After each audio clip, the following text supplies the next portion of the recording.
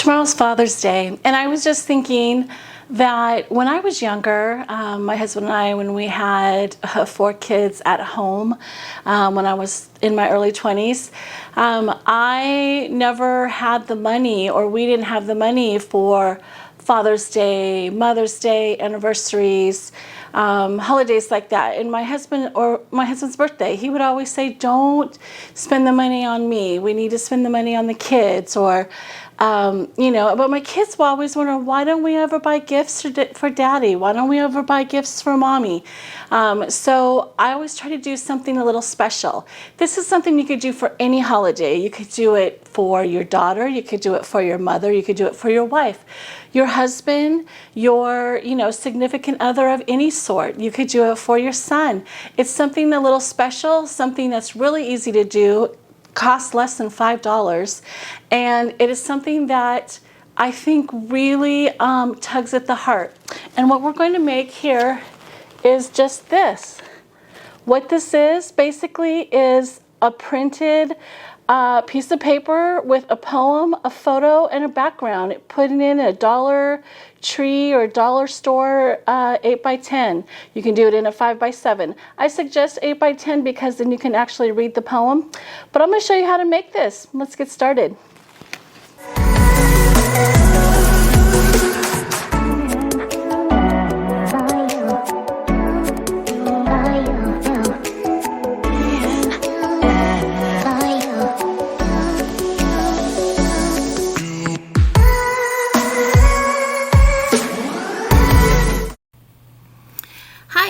So we are going to create the project I was talking about.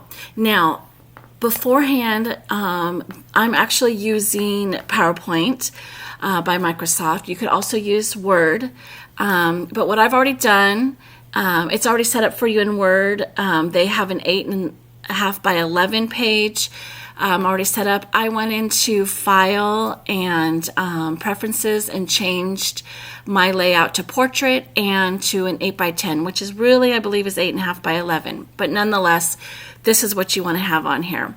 I've already went in and selected my photos, my background, and the poem I wanted to use. So that's really easy to do. So here's the background photo. You can find it on the internet. You can go up here into the photo options. They have samples for you to select, and that's actually where I got this one. So I just stretched it out I inserted my photo and I stretched it out to fit my page. It's the first step. Again, I'm going to click Photos, and I went back out and selected the photo that I chose. This photo was also selected from the samples that they allow you to select. So once you hit Insert Photos, it gives you an option. It says from File or from Clips. And the clips are something that PowerPoint and Microsoft programs offer you. So I just select these from the clips. So it just made it really easy for me to do. So this is not my photo. Like I said, it's just a photo I chose from the clips. And today's Father's Day, so I thought I'd make a grandfather one. My husband is a grandfather, and although this really doesn't apply to him, but I just thought this would be a fun one to do. So anyway, so you get the photo, you crop it, which the cropping tool is in the photo, the picture format, right there where I just clicked. And then I also chose the frame. Now, if you go to picture format and you go all the way to the right, you can see the crop. It's in the very last panel and it says crop, and that's how you want to crop it.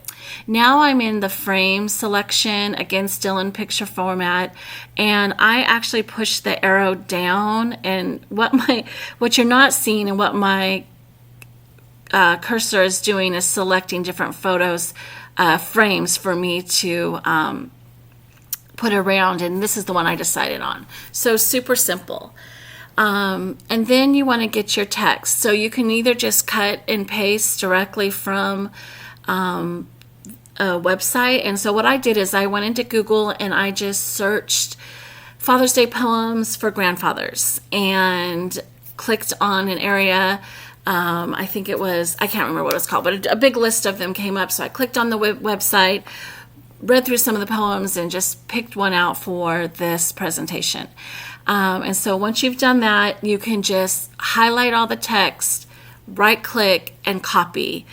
Or you can highlight all the text and then hit Control C, which will also copy. And that's for PC. I'm not familiar with Macs. If you have a Mac, I believe it's Command C, but it's been a while. I haven't used one since I was in design school, which was in 2010, 12, something like that. Anyway, it's been 10 years. So once you select your poem, I found one about grandpas and fishing, which isn't really like a Father's Day poem, but I thought it worked for Father's Day. So I went ahead and selected that one. But there's so many poems out there, and make sure if somebody has authored the poem, a lot of times they just say unknown or anonymous. But if somebody did actually put their name on there, make sure you put a little, their name down at the bottom so you know that. So your loved ones know that, you didn't write the poem. Not that that's a terrible thing. I use poems from the internet all the time, and we know that I am not very poetic at all. So nobody would ever get that confused with me. But, yeah. So go ahead and give credit where credit's due. So I went ahead and created a text box. So I just selected, went to the home and went over there and hit enter, create text box. And then I just right clicked and pasted my poem into the text box. You can also just do Control V. That will also paste it. And now I'm just resizing it, selecting it all, choosing what size I want. I'm trying to find, I think, insert. I said it was home, but it was insert. You hit insert, and then that's where you're going to insert the text box. There I am doing it again right here. So I don't really like, as I'm looking at it now, the layout of the poem. But again, this is just kind of a quick overview to show you how to do it. I probably would have created my text box a little wider, so I didn't have single words there in the middle that they would have been at the end of the sentence. Anyway, so now I created this text box, and I'm just typing in Happy Father's Day, again, because the poem really isn't Father's Day specific, but it still was a great poem. They're sitting there by the lake, sitting in a boat, so I thought a poem about fishing. Even though they're playing music, hey, they could be singing about they just caught a fish. Anyway, so I just typed in Happy Father's Day, and then I centered it, and then tried to create my box. Sometimes in some programs you create the box bigger and it makes the text bigger, but it didn't do that. So here you have to actually select the text into a bigger size, which again is right here on the home page, and the text is in the third panel over. So I didn't really like this text. I wanted something a little more masculine, and what you can't see is the drop down menu giving me the different types of text, but you can see it moving on here, and I found this text. I seem to like this one the best, and I wanted to make it a little bigger, and so I chose the size that I wanted.